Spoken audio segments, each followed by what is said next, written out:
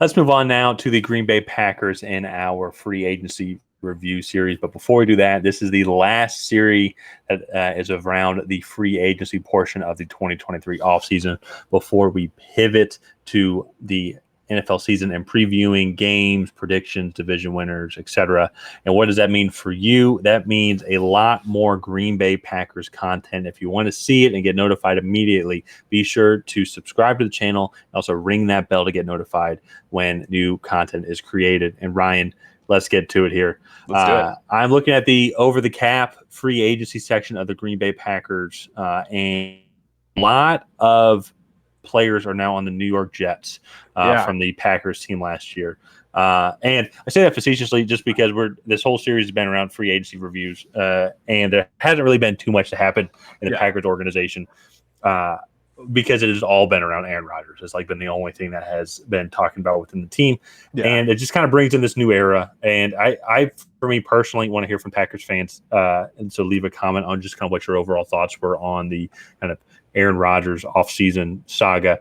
I'm kind of glad it's over in two ways. One, just that we can move on to talking more about football, and like we all know that this thing's going to happen and that it happened. But also, two, I think it was just time in general, I think, for the Packers organization just to move on.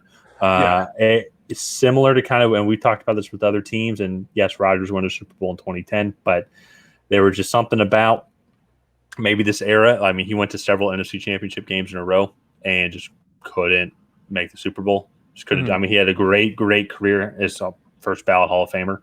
But if you want to win a Super Bowl, I think he's just father time. I think he's starting to catch up. I think it's a win-win for both organizations, and you kind of get to see what you have in Jordan Love now. Yeah, exactly. And I think it's funny. It's kind of exactly what happened with Aaron Rodgers and Brett Favre in that situation. And so everyone comes to a point with that organization where it's time to move on. And the Packers have found, I think, their new QB1, Sean Clifford, I think, is going to come in. And that is the guy. Yeah, that's the guy. That's the guy. If you don't know, the Sean Clifford pick was the worst pick in the draft, in my opinion. But let's get into their roster here overall and just kind of break things down. I actually really like what they've done with this receiving room. Christian Watson, Romeo Doubs, Jaden Reed is kind of their top three. And then Dontavian Wicks and Grant DeBose, really solid options. Mm-hmm. They are really young in that room, 2 second-year guys and 3 rookies. And then you look at kind of what they have on the outside of that, and it's mostly rotational practice squad guys. So that'll be interesting. And then to throw kind of the tight ends into that, they do have 2 more rookies in Luke Musgrave and Tucker Kraft that are going to be joining the group, along with Josiah DeGuara, third-round pick from a couple seasons ago. So pretty young, but I actually do like this receiving room that they've put together. And I think Jordan Love has a pretty solid group of guys to be throwing the football to here in his first year starting.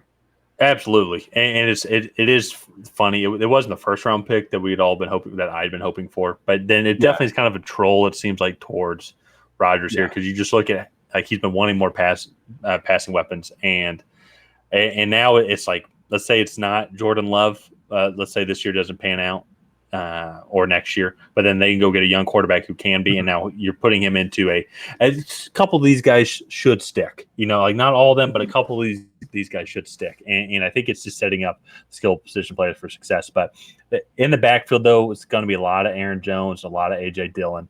I think on how this offense is going to run, and it's not like Jordan Love is a rookie. I mean, he has experienced 3 years. I mean, at least studying the playbook and everything. So, but I don't think it's going to be as pass heavy as what we have seen from the Packers. And so, I think he's got a good offensive line in front of him. David Bakhtiari is the only one that's getting up there in age, but in general, though, I think they have some good depth behind him.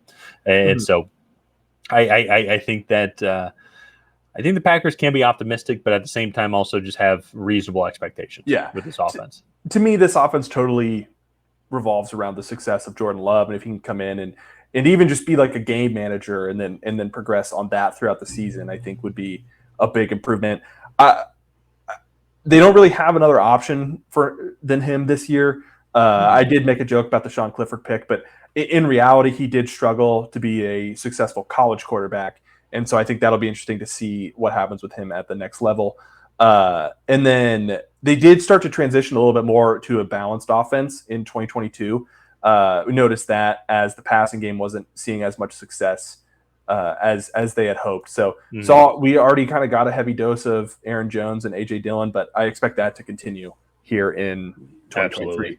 So let's get into this defense. And frankly, this to me was the most disappointing unit last year. And because we just expected them to be so good. They have Jair Alexander. They spent another first-round pick on Eric Stokes in 2021. So I just thought that cornerback group would be really, really good. And then Devontae Wyatt and who's the Quay Walker were two first-round picks from that elite Georgia defense in college. And they really underperformed in 2022. I do know that they struggled with injuries. And then I also wasn't super fond of the Lucas Van Ness pick. I think he's going to be a rotational edge rusher on pure pass downs in the NFL, especially in that first season. So I'm going to be interested to see what happens here.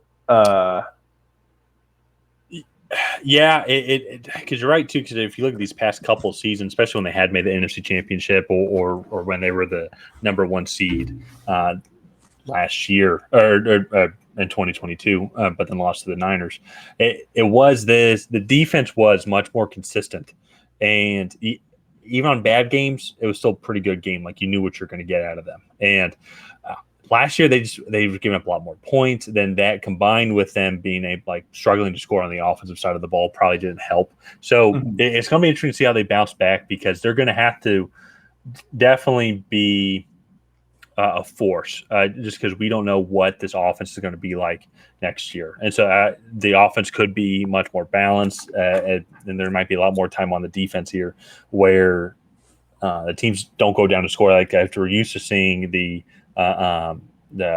Rodgers-led offenses can kind of go score on a will, except for this past season, but just in general. So now with this new era, so this is where it kind of comes into that interesting question mark, so to say, is what is this defense going to be? What's their identity? Yeah, and for me, I would love to say that they could be this elite, kind of 3-4 defense where the cornerbacks get real aggressive. They're sending 5 guys most of the time, but I think that's what they tried to do last year, and they weren't super successful with it. So let's go ahead and move on into what we think a successful season would look like for the Green Bay Packers here. And to kind of lead it off, to me, I think if Jordan Love comes out and looks like a competent NFL quarterback, right, I think this season is already a success. Yeah.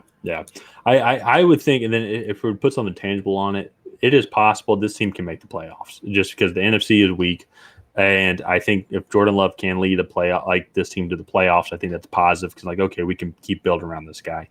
I think another thing then specifically to be successful is to to figure out who your receiving room is as well. Obviously, Christian Watson is there, and so we think he's going to be the number one. But how's Romeo Doubs going to do? Or is he going to improve, or is he going to just maybe not be the guy? And then is Dontavian Wicks going to be the guy? Establish your number one and your number two, and then maybe get some depth. Yeah. And so, and I think then just being consistent on defense, and so it's tough to be tangible. It's tough to make that tangible, but if they can do those things, I believe that then they'll have a playoff team. No, yeah. So I personally think that this team is kind of where the Bears are, which I know is kind of odd to say after last season, but I think they're a fringe playoff team. If you look at their quarterback situation, they're kind of coming into make or break years for quarterbacks. It's just a little bit of a different scenario, right? I think Jordan Love has 1 year to prove that he's a solid NFL quarterback, whereas Justin Fields is going on year 3 of being a starting quarterback. So that's going to be really interesting to see.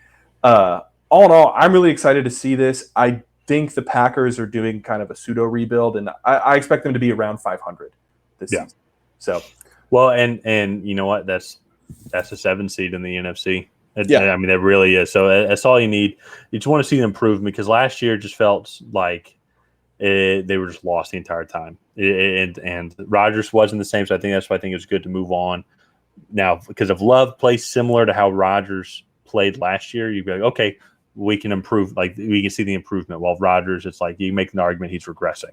And maybe it's good that they got some draft picks from there. So, it'll be interesting. Yeah. But let's go ahead and wrap up the Packers draft recap there. If you guys have not already, or not draft recap, offseason recap. If you guys have not already, please go ahead and like and subscribe and leave a comment down below on what your favorite offseason edition was. Was it a draftee? Was it a free agent signing? Let us know down below. And other than that, we'll see you guys next time.